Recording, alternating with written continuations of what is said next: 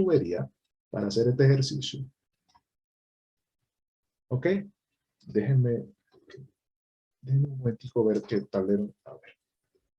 Ok. Si lo vemos en términos de una tubería, esto que es el área transversal por donde pasa el flujo.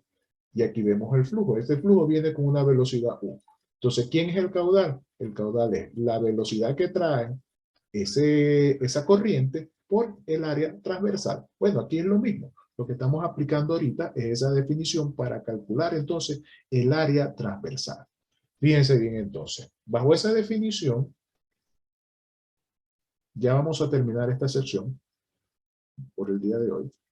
Entonces, fíjense bien. Bajo esta definición, caudal es igual a U por el área, ¿okay? En este caso el área neta.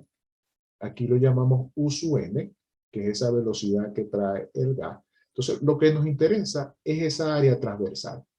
¿Por qué nos interesa esa área transversal? Y vuelvo a hacer la analogía con la porción de la tubería. Porque si yo conozco esa área transversal le va a corresponder un diámetro. ¿Ok? Por una cuestión de geometría. Entonces, al yo conocer esa área transversal, conozco el diámetro, vamos a conocer entonces, vamos a ver dimensionado nuestra columna. Entonces, ¿qué hacemos? Fíjense bien. De esa velocidad que tengo, el caudal del gas yo lo conozco, porque yo conozco los parámetros de la columna. Es decir, tengo un flujo másico de gas, un B. Ese flujo molar de gas yo lo puedo llevar a un flujo másico de gas. ¿Con qué? Con el peso molecular promedio que tiene la corriente del gas, yo puedo determinar que esos son kilogramos por hora.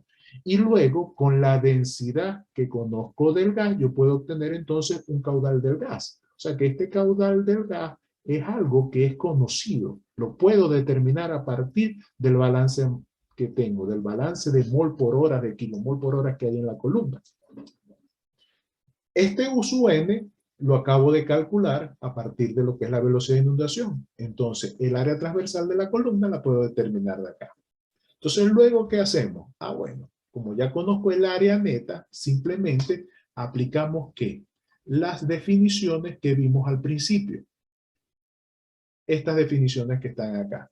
Y entonces, en función de esa área neta, puedo determinar cuál es el diámetro de la columna. Al final de cuentas, todo se traduce en acá, en que el área total es pi por el diámetro sobre 4, donde el diámetro es lo que vamos a recalcular en ese punto. Rápidamente, entonces, para terminar la sesión, ¿ok? Lo único que nos falta es calcular ese parámetro que hemos llamado parámetro de flujo. Para determinar ese parámetro de flujo que aparece en la ecuación de velocidad final, aparece el espaciamiento de plato. Entonces, debemos de fijar un espaciamiento de plato.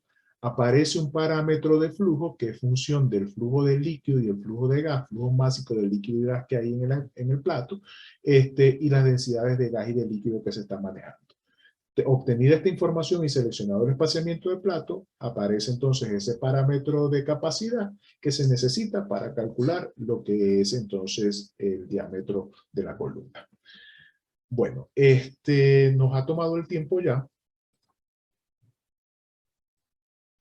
Vamos entonces a dejar nuestra sesión de hoy hasta este punto y entonces el jueves retomamos esta parte del cálculo del diámetro de la columna.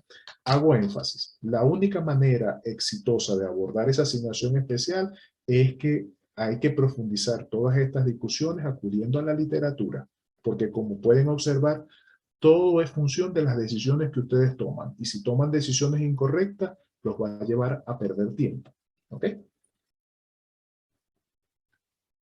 Bueno, feliz tarde para todos.